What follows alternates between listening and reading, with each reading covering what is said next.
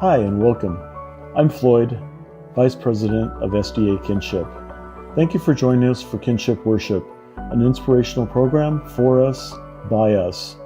If this is your first time hearing about SDA Kinship, I invite you to visit our website or send us an email at info@sdakinship.org. We'd love to hear from you.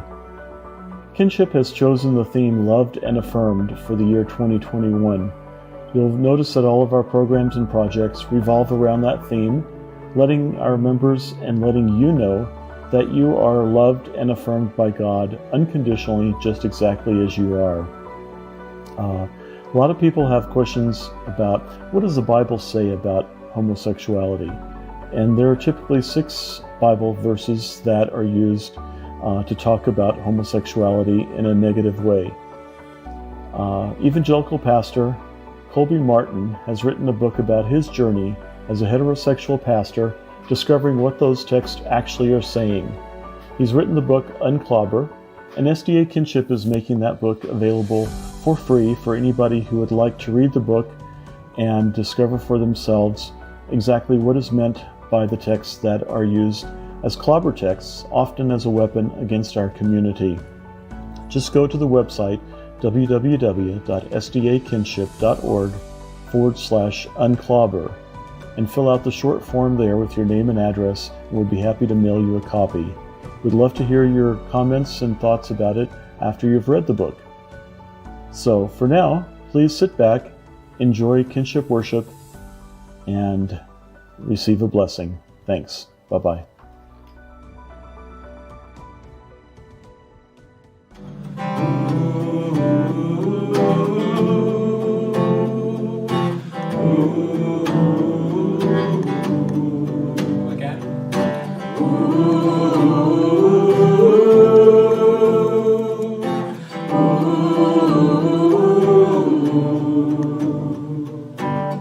I see your face in every sunrise. The colors of the morning are inside your eyes. The world awakens in the light of the day. I look up to the sky and say, you're beautiful.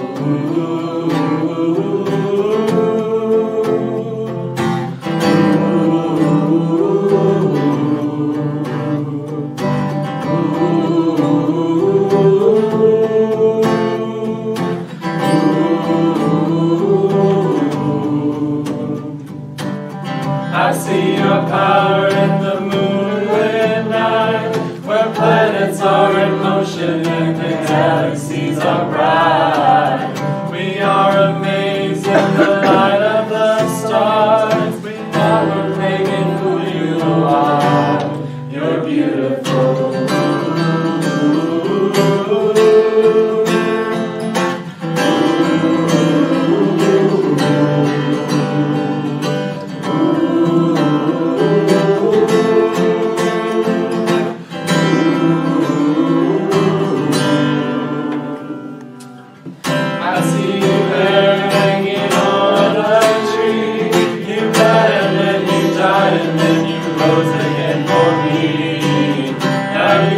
Sitting on your heavenly throne, soon we will be coming home. You're beautiful.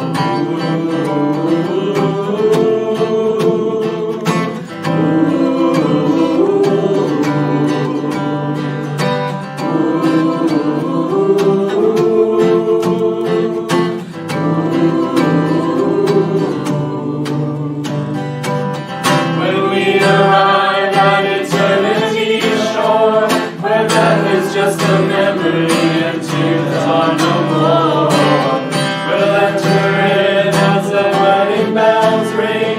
Your bride will come together and we'll sing. You're beautiful.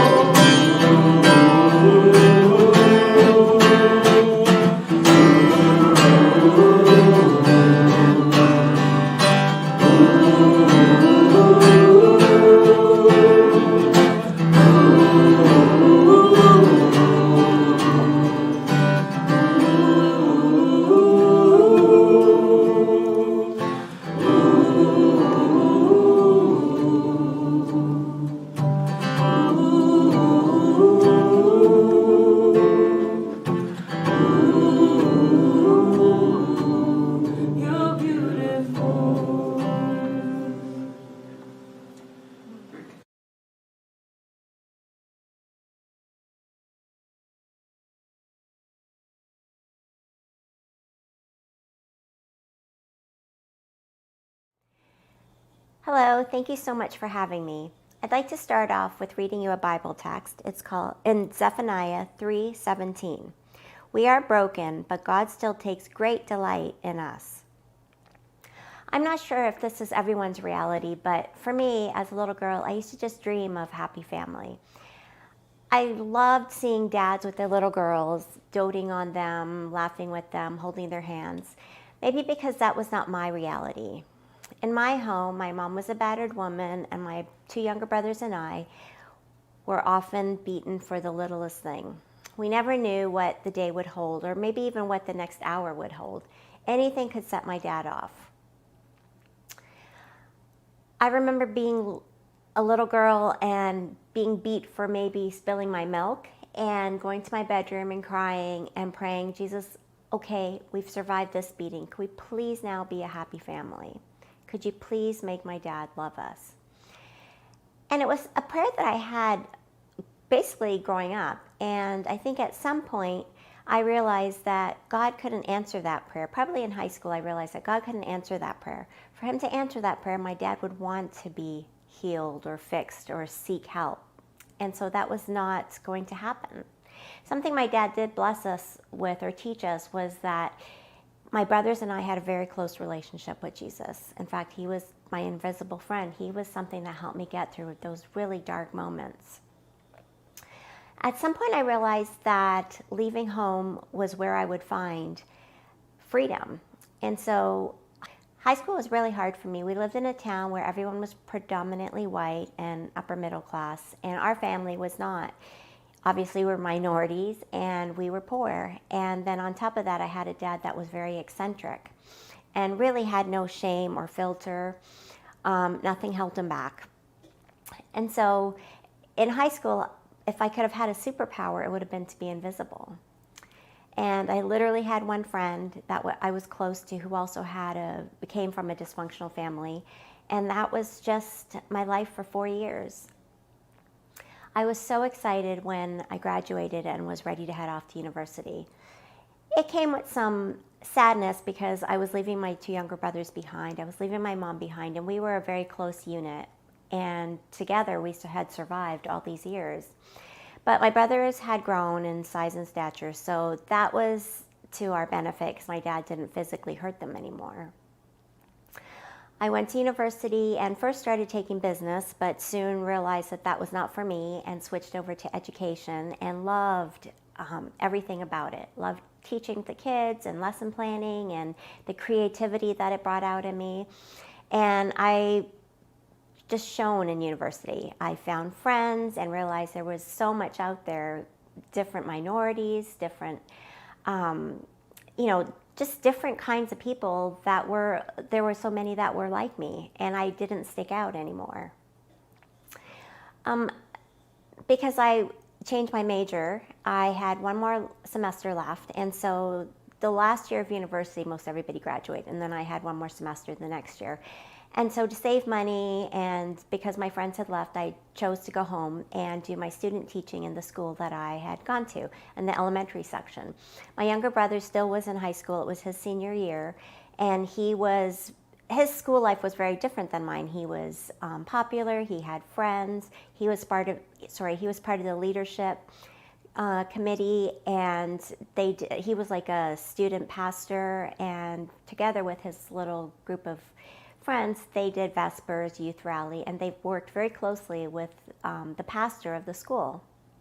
He was affectionately called Pastor, that was his name. And he was very close to the students and definitely drew them in. When you heard him preach, you would believe that Jesus was coming tomorrow, and you'd want to be ready. You'd want to give your heart to him. So he was just a very charismatic person. He was also close to my brothers because while I was away, they had sought help and confided in him about what was happening at home. And so he had a really good idea of my family life. He knew how to draw me in. He became my friend, and he was very safe. I think what happens when you grow up with a father that's not emotionally available to you, you look at other people for that. And for me, it was easy to look at my friends' parents, dads, and they were kind and loving, to look at pastors, at teachers, just look somewhere else seeking for that peace that's void in your life. And I think that this was no different. Pastor was married. He was married. He had a son. His son was 3 years old. He was loved by our community. He was safe. He was a man of God.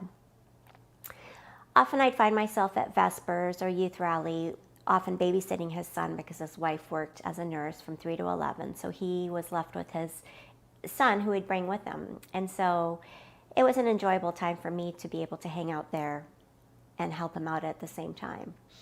His wife asked me to babysit a few times, which I was glad to do. And one time when I was babysitting, he came home early and he said, "Let me put my son in the bathtub and then come keep me company while I pack for a trip."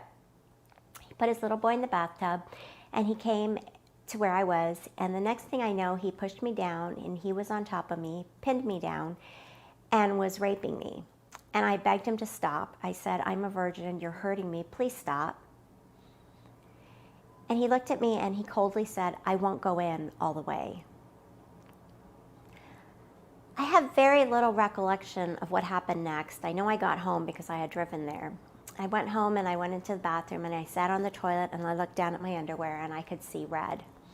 I just lost my virginity in a really brutal way.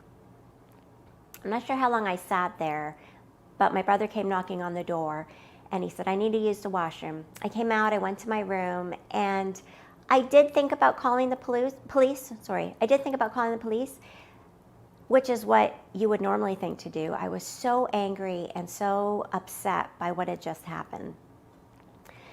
But I also learned that the police weren't necessarily there to always help. When I was in high school, an example of this was my brother had dropped the toilet seat lid down after he used the bathroom, and my dad came tearing out of the kitchen, grabbed my brother by the head, and pulled him back into the bathroom and started beating him and saying, "How many times have I told you not to drop the toilet seat lid? I'm going to teach you a lesson you won't forget." And he started beating my brother, and my mom came and she grabbed a butter knife and pried the door open. And my dad said to her, "If you come in, I'm going to kill you." My mom went in, my brother ran out, and I called the police as I could hear my dad beating my mom in the bathroom. At some point, my dad settled down by the time the police came, and the police questioned all of us. You could see my mom's thigh. It was black and blue. And at some point, they were sitting at the table discussing what happened and ended up having a conversation about wives and families and how hard it was to live with these women. And my dad was left probably with a warning, if that, and nothing happened. Over the years, we saw that same cop when we would be driving in town. My dad and him would wave as they passed by. So for me, calling the cops weren't really the answer. And so I chose to be quiet. Pastor acted like nothing happened, and so I followed suit. I didn't know what to do, and so I followed his example and pretended like nothing had happened. My way to escape was heading to Maryland that summer to redo a course that I had, or to upgrade a course that I had taken. And at the end of the summer, in August, I went back to Andrews to graduate. And all my girlfriends came up. One of my friends, Sanj, was this guy that I had had a crush on forever in university. He looked at me like I was just a nuisance and a friend, and I was very hyper, so he would just kind of go along with me. And he ended up coming for my graduation, and that weekend we actually got together. And that was one of the things that God answered a huge prayer for me, is to give him to me, to let me fall in love with him, or let him fall in love with me, because I had loved him forever. Sanj and I dated for 2 years, and toward the end of that, as we were preparing to get married, we went to the pastor that was marrying us to do the premarital counseling. And at some point, we shared my story, and the pastor looked at me and said, "Rima, you have to do something. You can't just ignore this." It wasn't that I wanted to ignore it, because I always had this fear of what if that had happened to somebody else. I was 22 when it happened, and I think I blamed myself for a long time because I was 22. I wasn't 18. I wasn't 16, you know. Maybe I should have seen something that would have made me run from him. I don't know. I just blamed myself, though. And so I was more than willing to do something to protect somebody else. I just didn't know how to do that, which is why I kept quiet. the pastor that married us, asked me to call my rapist and tape record a phone conversation with him. That was one of the scariest things I've done to date. It was back when we had the big tape recorders and the landline, and I had to make sure the landline was on the tape recorder and that I could hear it, and would he hear the clicking of the recorder? It was just so scary for me to do. I ended up calling him and telling him, as part of the conversation, that you took my virginity without my consent. He drew me into the conversation. He never denied that he did that. And something that drives me crazy is when I go back and listen to the tape, by the end, we were talking as friends again. He just had that ability to just pull me in or pull people in. We took that tape, and our counselor called the principal of the school and told him this is what happened. And at first, the pastor, my rapist, denied it. But when told that there was a tape, he agreed and said, what is it that they want from me? We had asked him to turn in his ministerial license and for him not to be in a position of dealing with young people and to not have contact with me.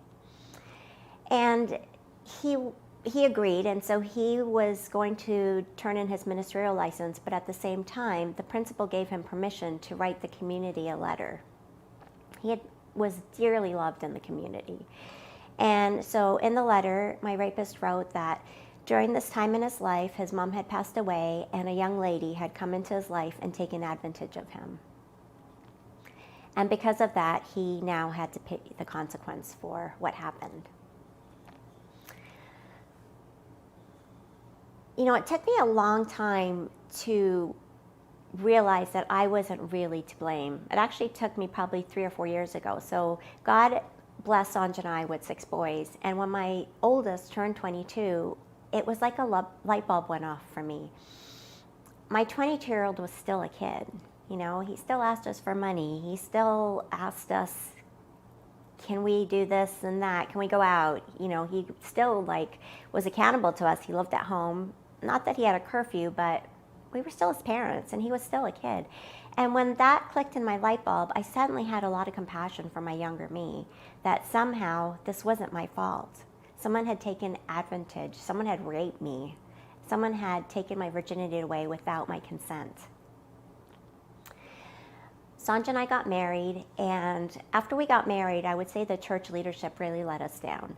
They did what we asked. My rapist moved to another state where he continued to do, he actually preached and taught Sabbath school, Pathfinders, did all the things that he did before, youth rallies, but not under the label of a pastor.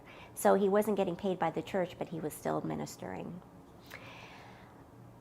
Nobody helped us at that point, and so it was very frustrating. And I remember after being raped asking God to somehow use my pain, because I felt like if God used my pain for some good, that hurt wouldn't have been wasted. My pain would have not been a waste.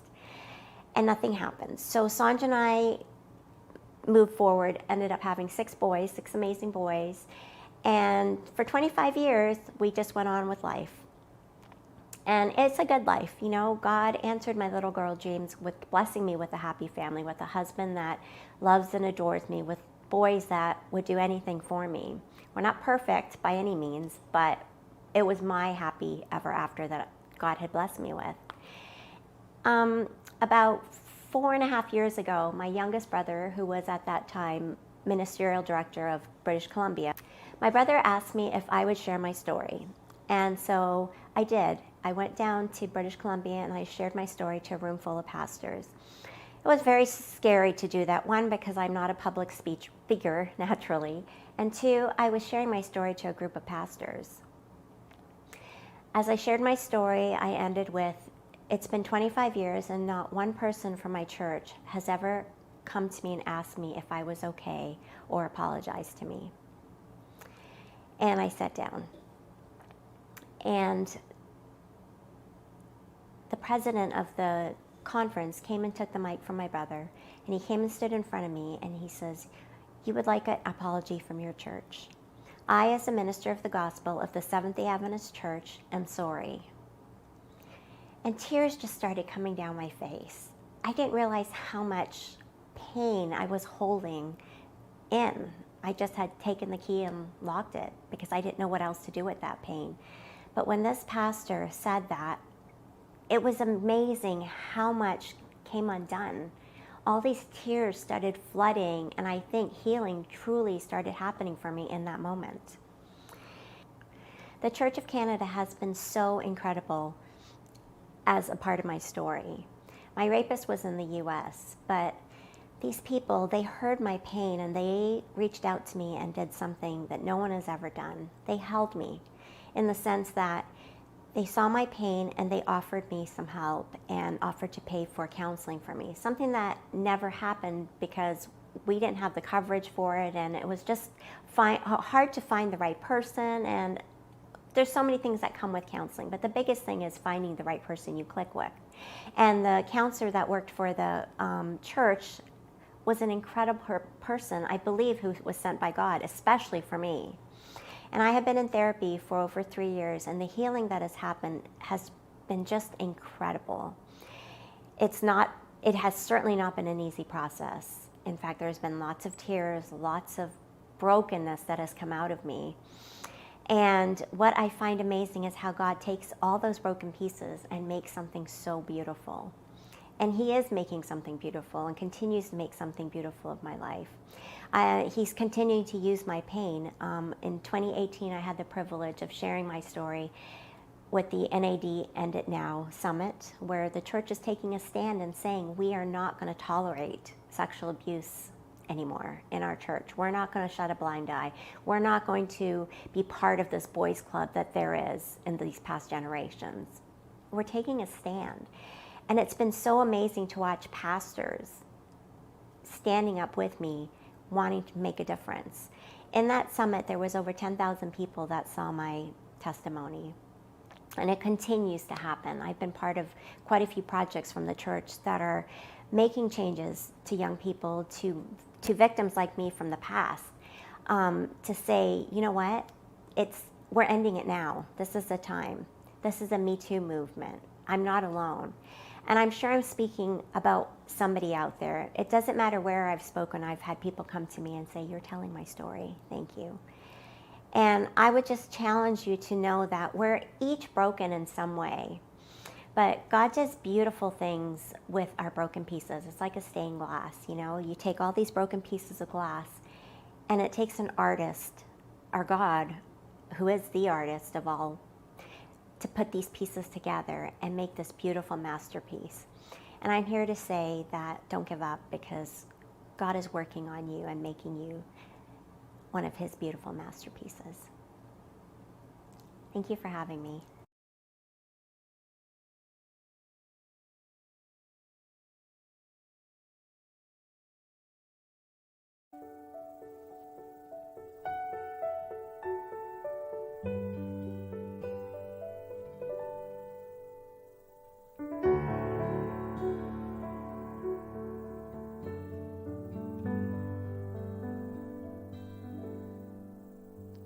When the burdens of life all came crashing down,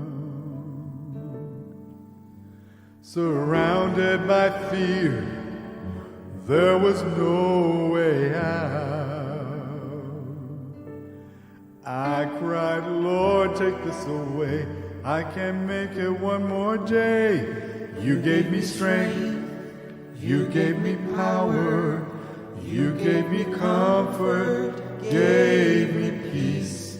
You were my light, lifted me up, made my way clear, covered my grief. I stand tall in your love. You gave me strength to overcome. I rise up when I'm down. You're my solid ground. You're the rock on which I stand. You're the peace that passes all. I will stand in your love. I will stand in your love.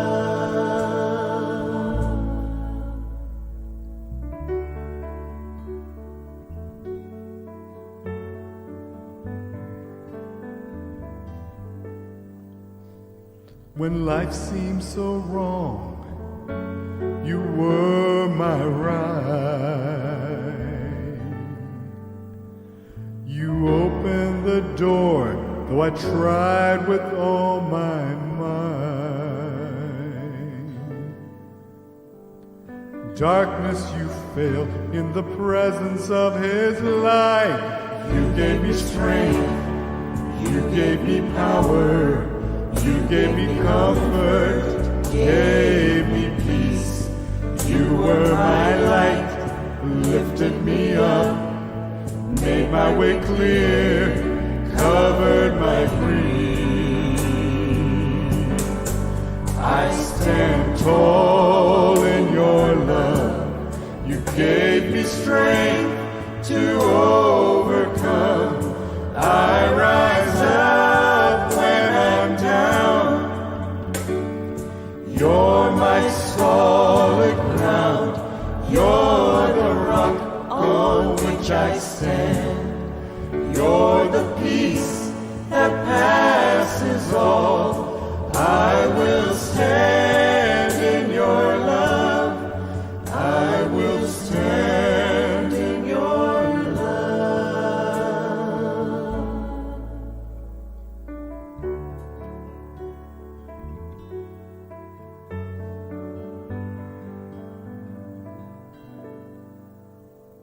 I came with my wants.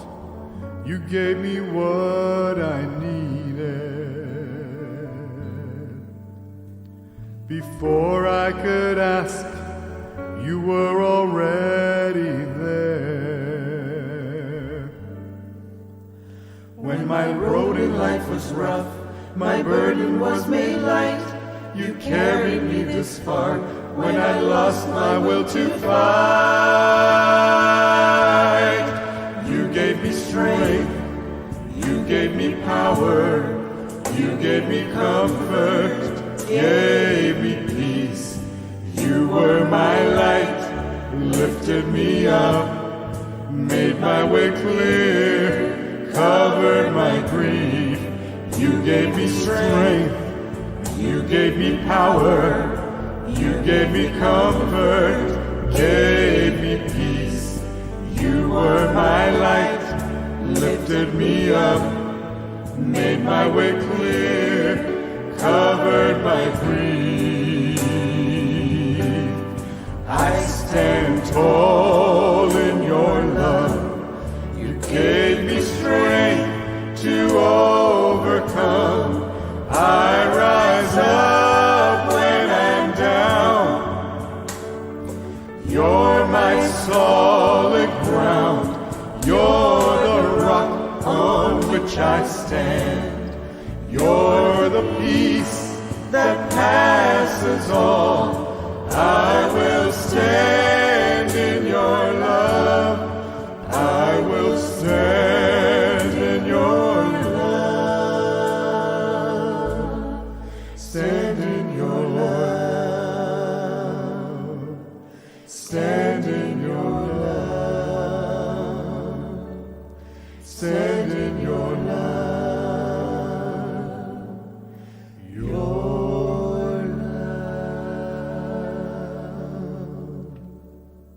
Hello again.